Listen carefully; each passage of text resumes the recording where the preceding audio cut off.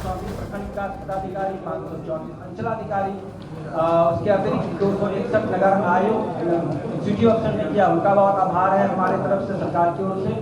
हमारी ओर से आभार है सभी जिलाधिकारियों का जिन्होंने रात दिन इसमें मेहनत की है, अनुमंडल पदाधिकारी का, एसडीओ ने जिसकी सारी जांच की है, अपर समाहर्ता 38 जिलों के जिला सांख्यिकी पदाधिकारियों ने बहुत मेहनत किया। इसमें जिम्मेदार इतना बड़ा काम बहुत ही कम समय में बहुत गुणवत्तापूर्ण तरह से किया, हम लोगों के तो सब आभार है। और मैं पुनः आप सबों का और बिहार की जनता का बहुत बहुत आभार व्यक्त करता हूँ। हम लोगों ने सरकार का जो न्याय के साथ विकास की परिभाषा है, उस आलोक में हम लोग पूरे प्रशासन को आगे ले जाने के लिए इस सर्वे का उपयोग सरकार आगे की ओर करेगी। धन्यवाद। संतोष मल साहब। बहुत बहुत धन्यवाद सर। सभी पत्रकार बंधु, आपका धन्यवाद है।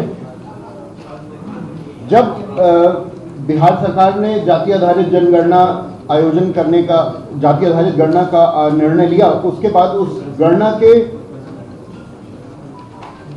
वेब पोर्टल और मोबाइल ऐप के निर्माण की जिम्मेदारी बेल्ट्रॉन को सौंपी गई, सूचना प्रौद्योगिकी विभाग को सौंपी गई। उसके बाद हम लोगों ने बहुत कम समय में एक ऐप जिसका नाम बिजागा ऐप है, बिहार जाति आधारित गणना ऐप का शॉर्ट फॉर्म बिजागा ऐप, उसको डेवलप किया, और सीबीएस पोर्टल जो है हमारा, उसको डेवलप किया। आपको मैं बताऊं, ये देश में अपने तरह का अभिनव परियोजना है। अन्य राज्यों में जो आईटी के मामले में हमसे कुछ आगे भी हैं, किसी का नाम नहीं लेना, उन्होंने भी इसके लिए अटेम्प्ट किया था, लेकिन उसका रिजल्ट इस प्रकार प्रकाशित ना हो पाया।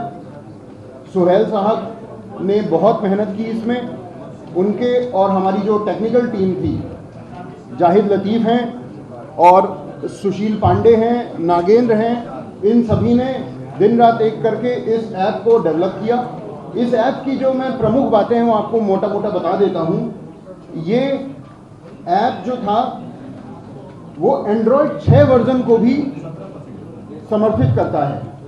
आप सब जानते हैं आज के दिन हम लोग किस वर्जन में एंड्रॉयड के काम कर रहे हैं। ये छोटे से छोटा मोबाइल जो हमारे इनोवेटर के पास, प्रगणक के पास था, 2,34,000 से ज़्यादा प्रगणक थे, तो उनके सभी ऐप को, उनके मोबाइलों को समर्थन कर सके ऐसा ऐप बनाया गया। तो मोबाइल एंड्रॉयड वर्जन 6.0 को भी ये समर्थित करता है, और ये बिल्कुल सिक्योर है। ऐप में कोई भी स्क्रीनशॉट नहीं ले सकता है किसी के डेटा का, ऐप में कोई भी स्क्रीन रिकॉर्डिंग नहीं की जा सकती है। इस कारण से जो हमारे जितने भी नागरिक हैं उनका डेटा पूर्णतः सुरक्षित है। ये हमारे किसी क्लाउड में इसका डेटा नहीं है, ये हमारे स्टेट डाटा सेंटर के 24 सर्वरों और 12 डेटाबेस सर्वरों में सुरक्षित है, और किसी को इसका एक्सेस नहीं है। इसलिए ये पूर्णतः गोपनीय आंकड़े रखे गए हैं। निजता का जो अधिकार है और जो डेटा प्रोटेक्शन एक्ट है उसके तहत सारी जो सुरक्षाएं हैं वो इसमें लागू की गई हैं। cbs.bihar.gov.in हमारा पोर्टल था, बिजागा ऐप था, रोल बेस्ड एक्सेस कंट्रोल दिया गया था। पहले इनुमरेटर, उसके बाद सुपरवाइजर जो कि लगभग 40,000 थे, इनुमरेटर 2,34,000 थे, और उसके बाद चार्ज ऑफिसर जो लगभग 820 के लगभग थे पूरे बिहार भर में, और फिर अनुमंडलाधिकारी और उसके बाद जिलाधिकारी। इन सभी के पास इसमें अलग अलग रोल बेस्ड एक्सेस कंट्रोल था। नीचे के स्तर का, उसके बाद के ऊपर के स्तर के द्वारा अनुमोदन होता था, तब ये आंकड़ा फाइनल होता था।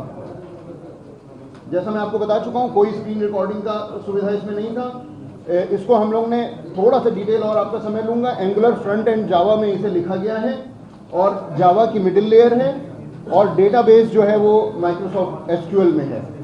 और नाम की एंट्री तो बस करनी थी हमारे इनुमरेटर्स को, और आधार जब हमारे नागरिक उसको देना चाहें तब आधार की एंट्री करनी थी, अन्यथा इसमें एंट्री उन्हें नहीं करनी थी। ऐप इस तरह डिज़ाइन किया गया कि इसमें एरर की कम से कम संभावना रहे।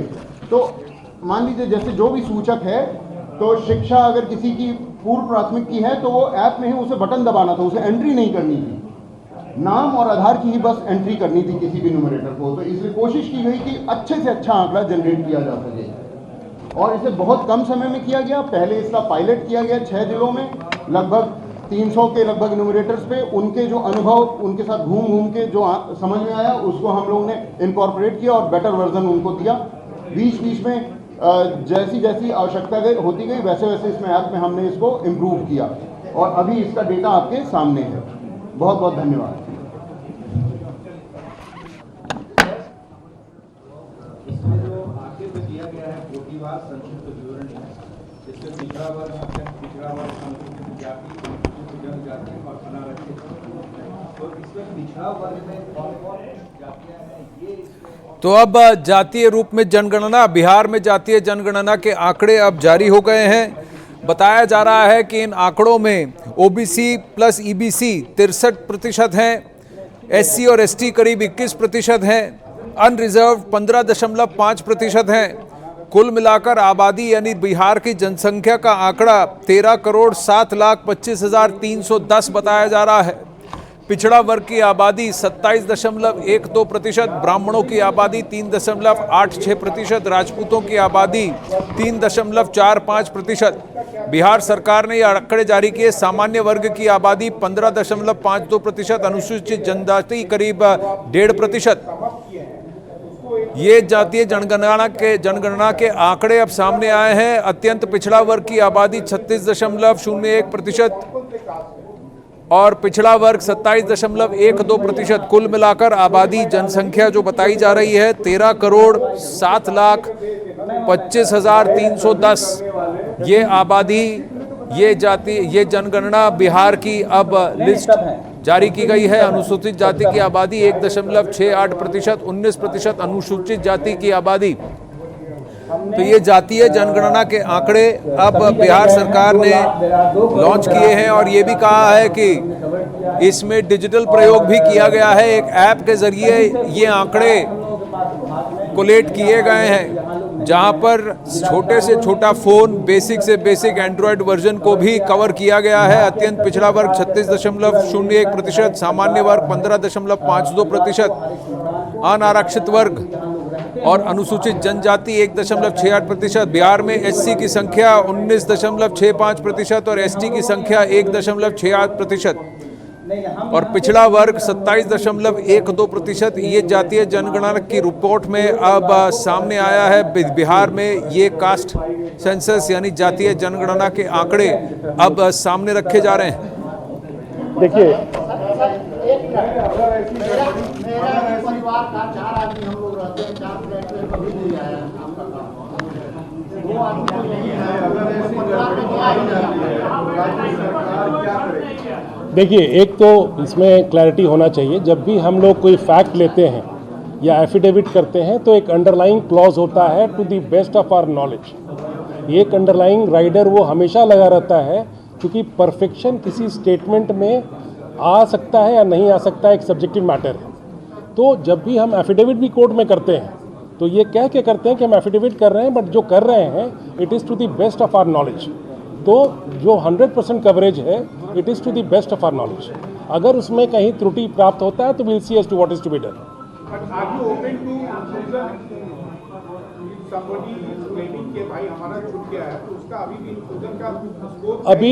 अभी वर्तमान में मेरे समझ से कभी भी कोई इस तरह का ऑपरेशन होता है, स्टैटिस्टिकल ऑपरेशन होता है, तो उसका एक ओपनिंग और क्लोजिंग टाइम होता है, ओपन एंडेड नहीं होता है।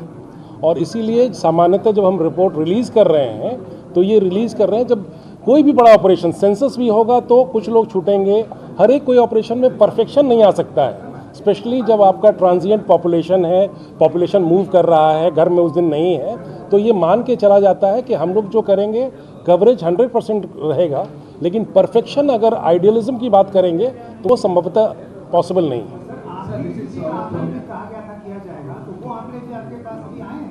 हाँ, वो आंकड़े क्यों नहीं रिलीज किया जा रहा है? सोशियो इकोनॉमिक सर्वे जो आपने किया था उसके आंकड़े आज आपने क्यों नहीं रिलीज किया? ये important aspect of this survey was to know the economic condition of all the castes in Bihar, and have we seen no data about the economic condition or status of any of the castes, just the population. So ये how do we know the economic status of the हाँ, नहीं, आपका point बिल्कुल valid है। This is stage 1। जब हम statistics क्या है, ये स्टैटिस्टिकल पॉइंट ऑफ व्यू से आपको देखना है, ये decision making point of view इसके बाद कन्वर्ट होता है। जब भी हम स्टैटिस्टिक्स, जैसे आज ही आप लोग तो पेपर पढ़ते हैं, आज हिंदू में हम पढ़ रहे थे कि वर्ल्ड बैंक जब रिपोर्ट रिलीज़ करती है ना, तो वर्ल्ड बैंक पहले physical quality of life indicators करके हम लोग जब यूपीएससी तैयारी करते तो उस समय PQLI कहता था, अब उसके बाद उसको ह्यूमन डेवलपमेंट इंडेक्स कहा। आज हमने पढ़ा तो वो स्टैटिस्टिक्स पे इतना थ्रस्ट दे रहा है कि अपने रिपोर्ट को बोलता है SPI, स्टैटिस्टिकल परफॉर्मेंस इंडेक्स। तो ये स्टैटिस्टिक्स ये फाइनल वर्ड नहीं है, अभी तो ये स्टेज 1 है जहां आपके पास आंकड़े आ गए। ये आंकड़ा सुलभ करना ही अपने आप में बहुत बड़ा चैलेंज था। इससे क्या जो आज जातिगत आधारित जो गणना दी गई है, तो इससे गवर्नमेंट को क्या फायदा? देखिए, इसमें अभी पहले तो स्टैट्स जब आपको मिलता है तो आपके प्लानिंग ज़्यादा पॉइंटेड रहते हैं। जो हम टारगेटेड जो ग्रुप्स हैं, बहुत बार आप देखेंगे कि कोई पर्टिकुलर ग्रुप का एजुकेशनल लेवल वैसा नहीं है, इकोनॉमिक लेवल ऐसा नहीं है, तो कभी भी आपका जब स्टैटिस्टिक्स इन डेप्थ आप जाते हैं तो आपको टारगेटेड अप्रोच करने में फ़ायदा होता है। आपको याद होगा पहले जब PDS होता था तो PDS में अक्रॉस द बोर्ड जाता था तो TPDS आया, टारगेटेड पब्लिक डिस्ट्रीब्यूशन सिस्टम। तो टारगेट ओरिएंटेशन करना है, अगर आपको वल्नरेबल ग्रुप्स को कवर करना है तो जितना आपके पास स्टैटिस्टिक्स होगा उतना आप बेहतर महसूस करेंगे अपनी डिलीवरी में। लेकिन लास्ट में 1932 में लास्ट सर्वे हुआ था, सर्वे या सेंसस हुआ था, तो उससे कोई कंपैरेटिव आपने ये किया कि किस कास्ट का बढ़ा है, किस कास्ट का कम हुआ है? ठीक है, ये अभी आपको फिर हम पुनः क्लियर कर दे रहे हैं कि ये अभी हम लोगों का जो प्रेस कॉन्फ्रेंस है ये पूरे इसके उपादेयता और बाकी चीज़ को डिस्कशन के लिए नहीं है। आज हम रिलीज़ कर रहे हैं कि हमने एक एक्सरसाइज किया और ये एक्सरसाइज 1 साल के अवधि में बहुत त्वरित गति से हुआ और इसका उद्देश्य तो आप समझ रहे हैं कि इसका सोशियो इकोनॉमिक और बाकी जो फैक्टर्स हैं उनका एक एनालिसिस करके ये डेमोक्रेटिक जो हमारी व्यवस्था है उस पर डिपेंड करेगा।